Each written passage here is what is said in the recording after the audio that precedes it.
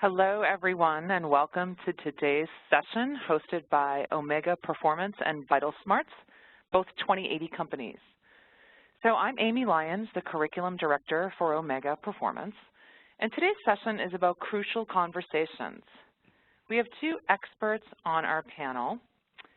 David Maxfield is a New York Times best-selling author, keynote speaker, and leading social scientist for organizational change.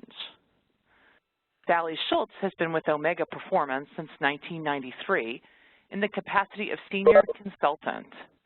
Sally's consulted with and managed multi-million-dollar client engagements throughout the U.S., Canada, and Europe. So you're in excellent hands with today's panel. And just before I turn it over to them, I'm going to note a few logistical things. You'll notice that there is a chat pod where you can enter any questions that you have during the session. And also please note that your phone lines have been automatically muted so that we can avoid any crosstalk and background noise. So with those logistical points, I'll welcome you all, and I will turn it over to David and Sally. Great. Thank you, Amy. So this is David. And Sally, if you want to say hi? Good afternoon. Hey, everybody.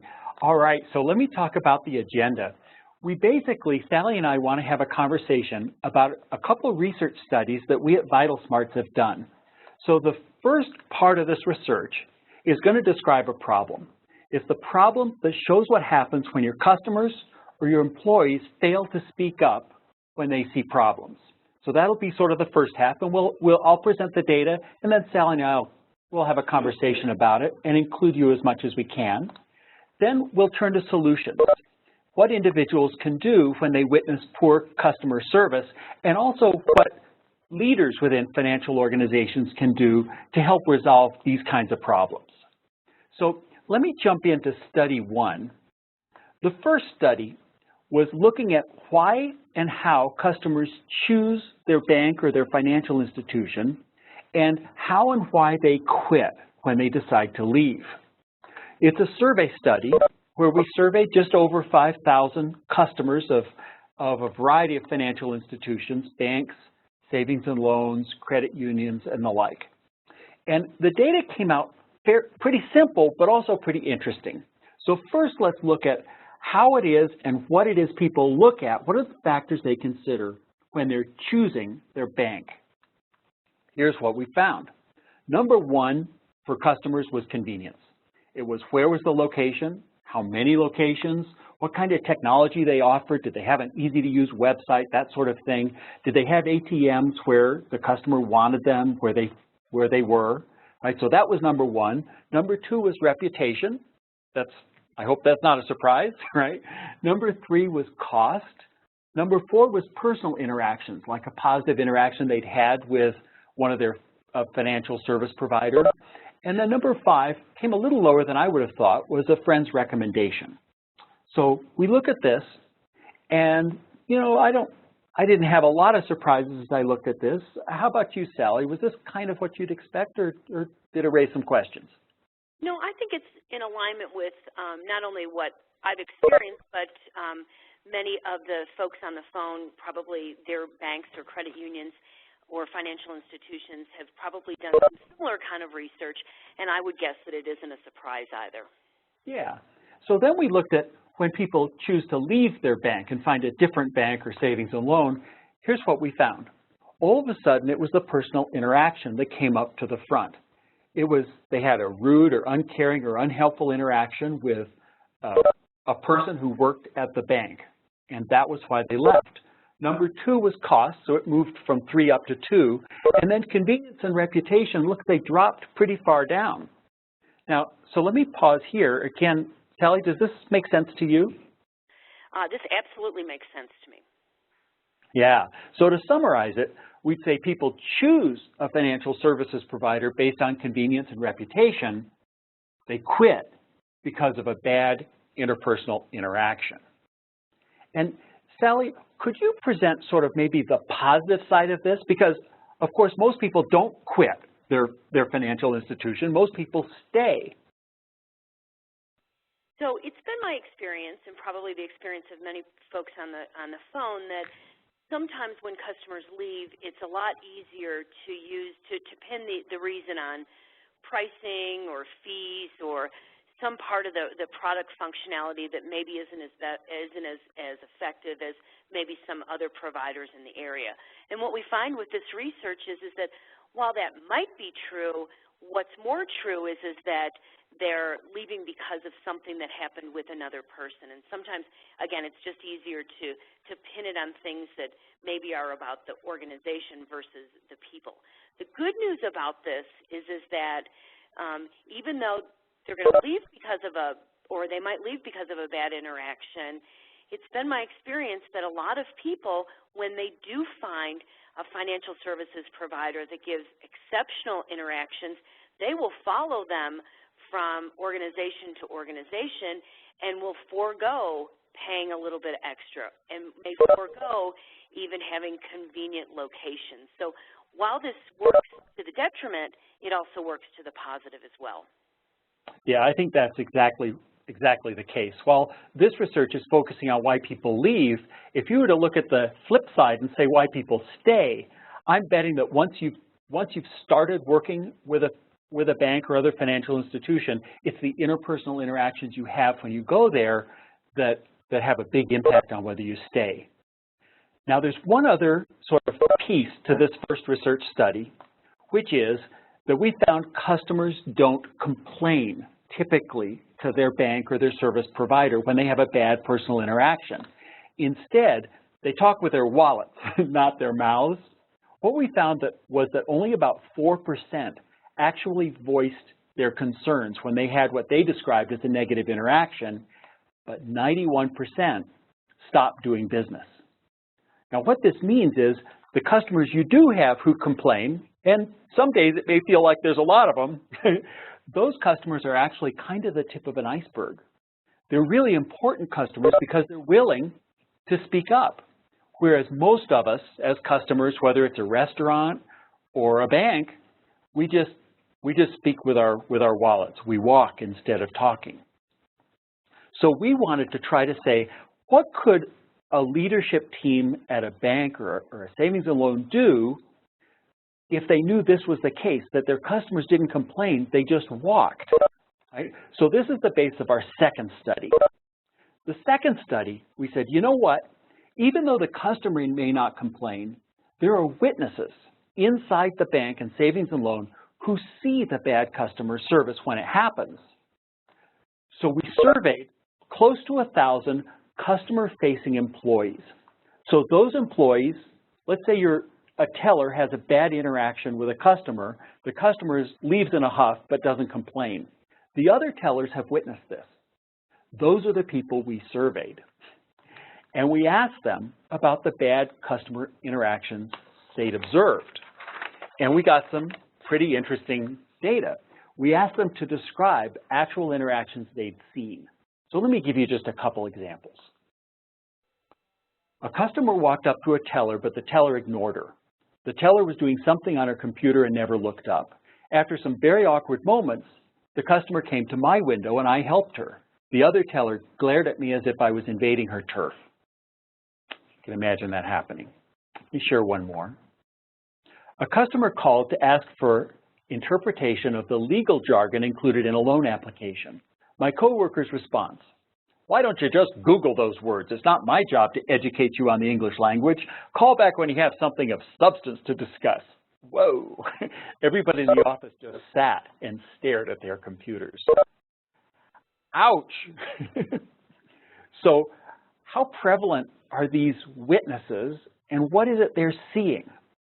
Here's a quick summary of the findings that we have. 93% of customer-facing employees in our survey said they do witness bad customer service. So when something bad happens with a customer, there are witnesses. Okay? On average, they witness about 19 incidents per year. That's not very many. That's like if you work at a branch bank, you might see a little more than one of those a month. Now, given the numbers of customers that come in every day, that's not a huge number. So we're not talking a huge number, but they're pretty important. 71% of these witnesses said that these interactions were bad enough to cause the customer to cut back on their business with the institution. So Sally, let me turn to you again. What sense do you make of this?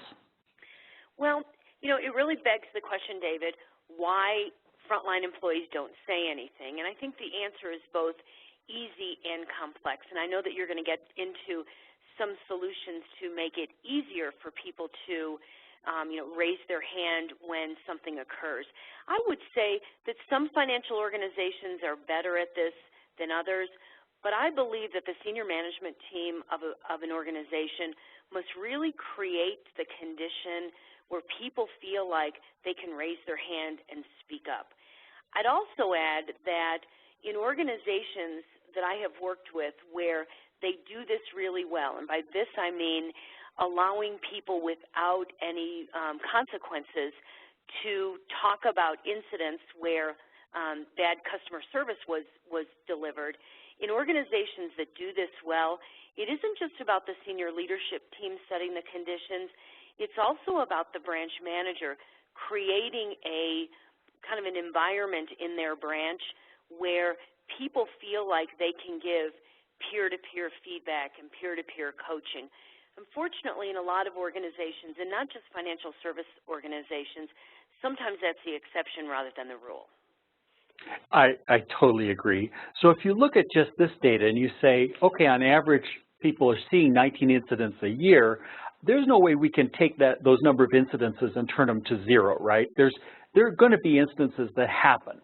So I'm going to say the problem isn't just that bad customer service happens from time to time. Of course that's a problem, and it does happen. The problem is that when it does happen, as you were alluding to, Sally, it tends to be not discussed. People tend to not raise their hands. In fact, in our research here in this study, only 7% of the coworkers who saw bad customer service spoke up. And that means that problems perpetuate, right? In fact, the way I would phrase it is, silence isn't golden. When you witness something that a bad customer interaction, silence isn't golden, it's permission. It's giving your implicit agreement that whatever that person you saw did was okay. In fact, you could even say it's pressure. I would argue that if you witness bad customer service and you don't say anything, you're not only saying it's okay, you're accepting that that's an acceptable norm. And if you're not careful, that norm can spread across a branch or across an organization. So let me stop here again. Sally, how does that work in your experience? Yeah, I would say that often how it works is that, again, because I don't know if there's going to be repercussions if I say anything, I probably, in order to, save my job, save my relationships with my coworkers, don't say anything. And I would say also, to be fair, sometimes people don't say anything simply because it's the policy and the procedures that the bank is asking them to follow that may or may not be in alignment with providing good customer service. So we are not pointing the finger at frontline financial staff and saying that they are doing anything wrong, because in large part, they're simply doing what they're being asked to do. Yeah, I think that's true. I think that's often true with the person you might call the offender, the person who's angered the customer. Maybe the customer became angry because the employee explained a legal requirement that the bank has to follow, right? And the customer didn't like that, right? And so how's a person to handle that? So one of the things we did to try to get our hands around this problem was to group the problems that witnesses see into 5 crucial conversations. These 5 tended to come up again and again. So I'll describe the 5, and as I'm describing them, ask yourself whether you've seen these kinds of challenges in your organization, maybe in your branch or across your bank. And when employees see these conversations, see one of these instances, ask yourself, do they speak up? Either speak up to their colleague or do they speak up to a manager? So here's the first one. We call it process passivity. A colleague is simply following the process, aware that it's terrible for the customer, but in some sort of mindless acceptance that this is just how things are done here. Right, so that's the process passivity. And let me ask you, Sally, the question below.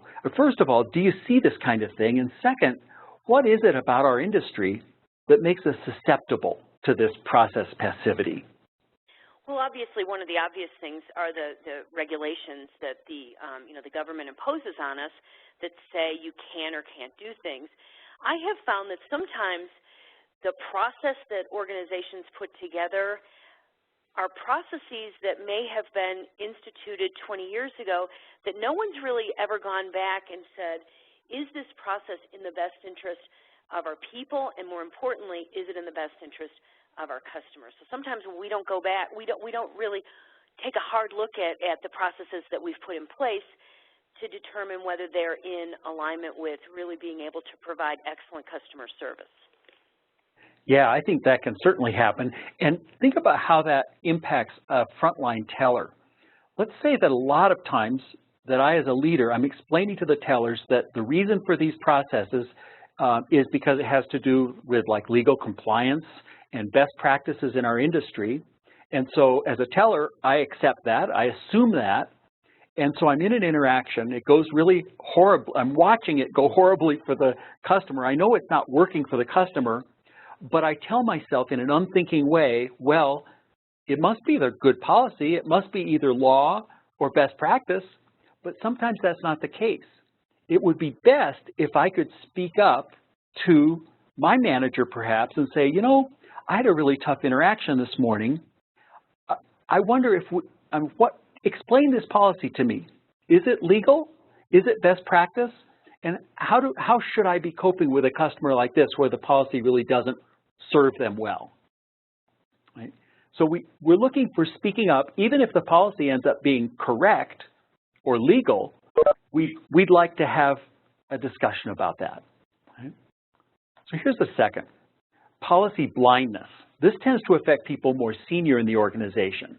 A senior manager institutes a policy that turns out to have bad ramifications for customers, probably without that leader even realizing the effect that it's having.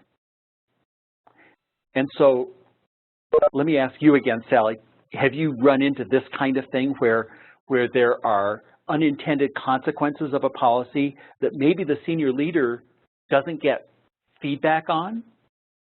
Oh, absolutely. Absolutely. And I would also say that one of the things that smart organizations do is they train and prepare their staff to explain without using the words policy and procedure or compliance or regulation, but they train their people in how to explain to customers why the process or the procedure is the way in which it is. I think most people are reasonable, and if they understand why you're asking them to do something or to give out certain pieces of information, then they tend to be much more reasonable.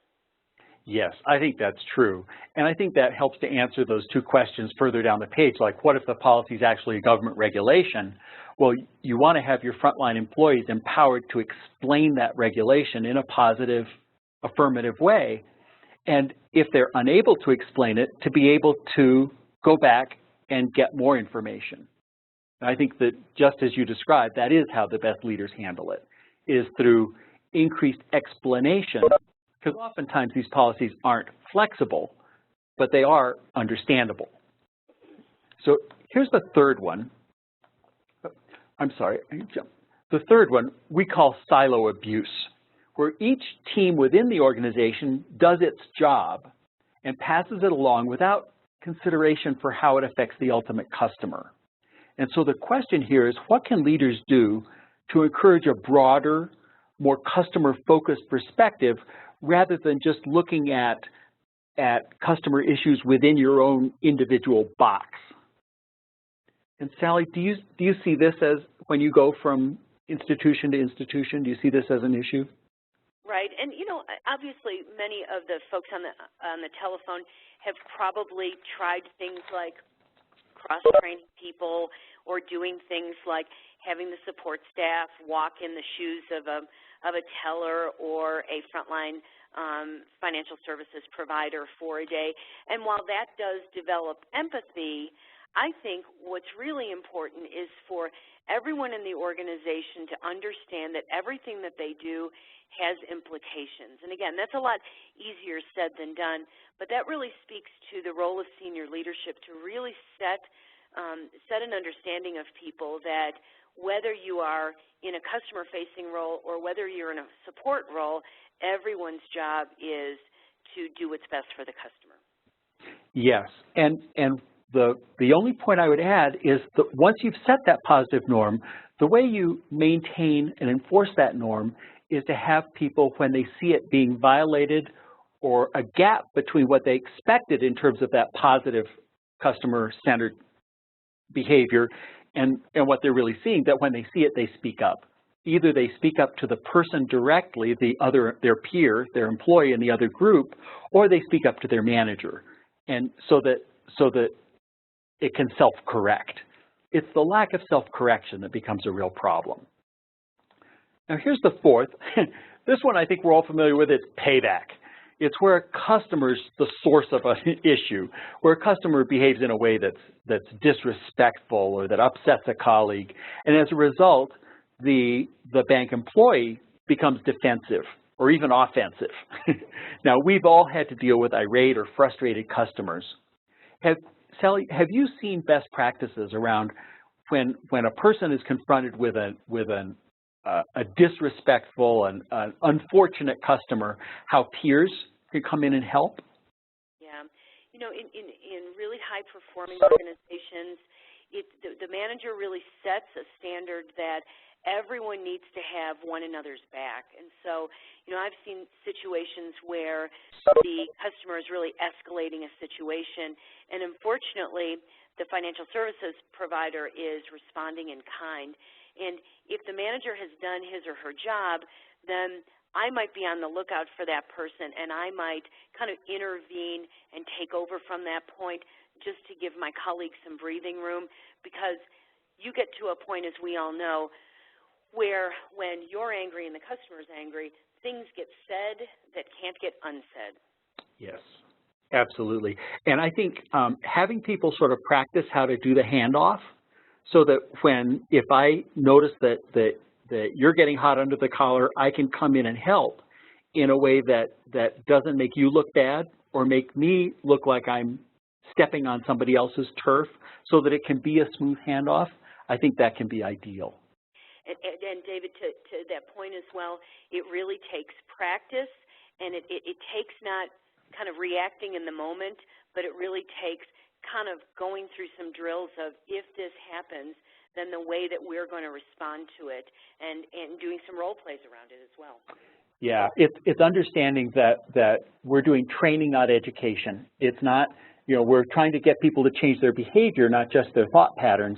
If you can get people to walk through it in a role play, even once or twice, the research shows it doubles or even triples the likelihood they'll actually do it in the heat of the moment. The final one I'll put in is, we call it Make My Day. And it's a colleague who seems unwilling to inconvenience himself or herself in order to do what's right for the customer. It's a person who's not doing maybe their fair share of the work, right, when it has to do with a customer where it affects the customer. And peers usually see this before managers do, because they're right there. What do the most skilled peers do to handle it? And Sally, let me turn to you again. What do you see skilled peers do? Well, I think that the root cause of this, in large part, is the root cause of complacency. And sometimes all it takes is one person in the branch to be that outlier and simply decide that they're only going to do what's kind of necessary to keep their job. And pretty soon, even high-performing staff members start to adopt that complacency. So one of the things that I've seen organizations do is to nip that kind of behavior in the bud before everyone on the team is kind of doing only what's necessary to keep the door open. Yeah, I think, again, silence isn't golden, it's permission. If you don't nip it in the bud, it's bound to grow. Absolutely. So at this point, let me turn towards solutions. And some of the solutions I'm going to draw from our book, Crucial Conversations. others of the solutions I'm going to pull from the 7% of the people who consistently speak up and speak up in successful ways. I want to start with what are some steps that leaders can take to deal with this kind of issue, where the issue again is that bad customer service sometimes happens, and when it does happen, most of the time, like 93% of the time according to our data, the people around the incident don't speak up and try to prevent it from happening again or solve it in the moment. So a few steps that I'll suggest. The first is that leaders need to acknowledge that these 5 crucial conversations are real, that anybody can lapse into them from time to time. It doesn't mean they're a bad person or that they lack character. Any one of us can get in trouble with a customer from time to time. And that's not the problem, right? And as a leader, I'd even encourage people to use themselves as an example, that I've gotten in a situation where I kind of lost my perspective and got hot under the collar. Or I've been in a situation where I knew that what I was describing was legally required, but I didn't take the time to provide the context that the customer needed, right? So acknowledge that these conversations can happen. And what we suggest is that we all need to look out for them and help each other, watch each other's backs, as you said, Sally, that when they happen, we all need to look out for them because the one committing the mistake is often the last person to realize that they're doing it, right?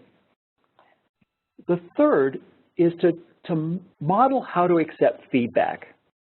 Share examples of when others helped you recognize and correct your own customer service lapse.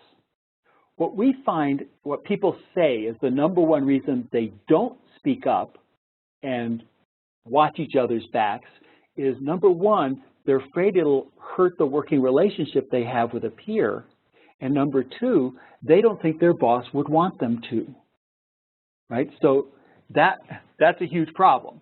So as a leader, you can model that I don't get upset when people give me feedback. I realize I'm human, I make mistakes, and if you can give examples, like let me give an example from a different industry.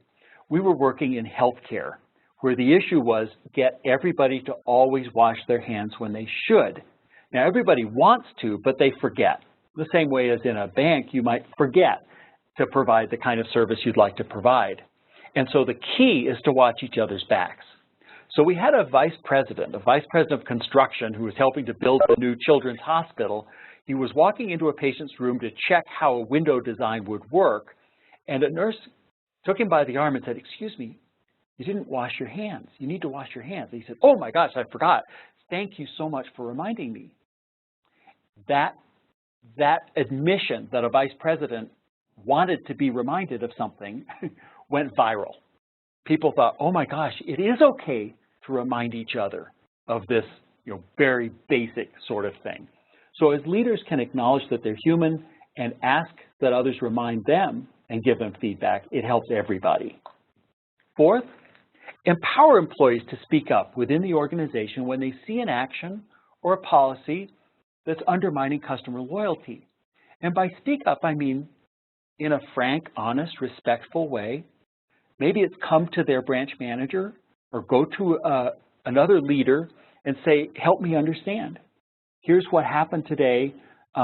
What do you think about this policy? Is this a required policy? How can I explain it better to the customer, or does it need to get changed? And finally, provide people skills and practice so they can speak up without seeming disloyal to the organization or undermining their working relationships with their peers. Now, let me stop here and involve Sally again. Sally, as you look at these steps, are there some that seem especially important, and are there some that are missing? I think that they're all important, and I would say, again, that it really starts from the top down. So if an organization simply hopes that people will say something when they see something, as the posters in New York City subways say, if they just hope that that's going to happen, it probably won't happen. I think it's about every level really being able to not only to talk about it, but to also set the standard that this is what is expected. That's great. So let me turn to a few tips, just tips for holding a coworker accountable. So if you're a teller or another employee at a bank and you observe a customer relations problem and you want to speak up, and I say a coworker or a friend because I want to assume that most of your coworkers are also your friends. And one of the barriers, I've done interviews and focus groups where people have said, well, I can't hold her accountable because she's a friend. And someone else says, well, I can hold her accountable because she's a friend. How do you get these positive friendships that really watch each other's backs and help each other out? And I'd say the first principle is to start with heart. If you've got to get your heart in the right place, ask yourself why you're wanting to hold this person accountable. It's not because they're a bad person, it's because you want what's best for them and for the customer. So assume the best of others. It's possible the person's unaware of what he or she's doing. Begin the conversation as a curious friend, not a cop on the beat, right? You're not here to be an enforcer. You're here to help someone be successful at a job that they want to be successful at. Nobody comes to work saying, gee, I hope I can upset a customer today. So assume the best. Make the conversation a face-to-face conversation. If possible, do it in person and in private so that you're not putting them on the spot and so that they can see that you're a caring person. And third, be curious rather than judgmental. Begin to describe the problem with, I'm not sure you intended this, or I'm not sure you're aware of this, rather than, how dare you, right? So that's all start with heart. It's approach it as a friend approaching a friend, rather than as a judge approaching a criminal. Second, describe the problem, and describe the problem using facts. The facts that are important are describe exactly what you expected and how it differed from what you observed, right? The closer you can stick to the facts, the less likely the person is to be defensive, because that's your common ground. You both pretty much saw the same facts. In fact, if you can use exact words, right? So avoid opinions and judgments by citing the person's own words. So for example, when the customer said they disagreed with you, you said, right? That way, instead of saying you were mean to them or you shouted at them, try to describe the exact words that the person used, because they're far less likely to get defensive over that. And then finally, listen and show respect. Ask for the other's point of view. Ask if he or she saw the issue differently. Is that what you intended to say? Chances are they did see it differently, and you need to get their perspective out on the table. I like to say that you influence more with your ears than you do with your mouth. And finally, I'll say you have to use equal treatment. That when you're going to hold people accountable, it doesn't work if you only hold your direct reports accountable, or you only hold people who earn less than you do accountable. If you're going to start holding people accountable, you have to hold your bosses accountable, your leaders accountable. It applies to everyone, regardless of title or position. People deserve to be treated with respect. And this is an element of that. It's watching each other's backs. Now let me this finishes pretty much the content that we had. And I wanted to turn to questions and answers and take questions from anyone on the call or on the webinar that Sally and I can hopefully help to answer. Yeah, so David, I see several good questions coming over the chat. We have a limited amount of time, but I've picked out one or two good ones that we can answer now, and whatever we don't get answered today, we will answer via email. So let's go with this one first, David and Sally. What if the customer service complaint is related to a policy or law that you can't change? How do you handle that? Sally, I thought you did a really good job of tipping your hand toward that. Do you want to take that one? Well, I mean, sometimes things are what they are, and I just believe that if you can help your customers to understand why things are the way that they are without just saying, well, it's the bank's policy, then I just think that the average person is reasonable. Yeah, I think that's true. I think that when that's the issue, it's that the frontline person doesn't have enough experience or practice explaining the policy or the law, and that's the route I would take. I'd still want to hear about it. As a leader, I'd want them to speak up, but because that's the clue that they and perhaps others don't have adequate tools for explaining it to customers. How about another question? Yeah, I think we have time for one more, so let's go with this one. I have a coworker who doesn't do her fair share of the work. Either I pick up some of hers or the customer suffers. How do I solve this? Yeah, well, I think that's a classic one that runs across almost every organization. And I think I'd want to start with the facts. And I'd want to document the facts as clearly as possible, because if you just come in and talk about the pattern is that you just don't do your fair share of the work. If instead you could collect 3 or 4 specific examples where that has happened and say, you know, approach it, again, start with heart, with curiosity rather than judgment, and then explain using those 2 or 3 specific examples where you have the facts of what you'd expected and what you saw, and then stop and ask for the other person's perspective, get their opinion. And be prepared that if that doesn't work, that you're also able to escalate that, involve your manager, and deal with that level, because it's exactly the kind of problem, as Sally was saying, you need to nip in the bud. Yeah, so in the interest of time, I just want to say thank you so much to David Maxfield and Sally Schultz. This was a really wonderful presentation. If we can just advance to the last slide so our folks in the audience know where to go next. So everyone who joined us today, we really do hope that you join us in February. We are beginning our Credit Fundamentals webinar series in February, and we'll have a specific February date out for you really soon. So we hope you register for that. We also would love it if you would look at our latest blog post. And please email us with any questions at solutions@omegaperformance.com. Thanks to everybody, and have a great day. We hope to see you soon.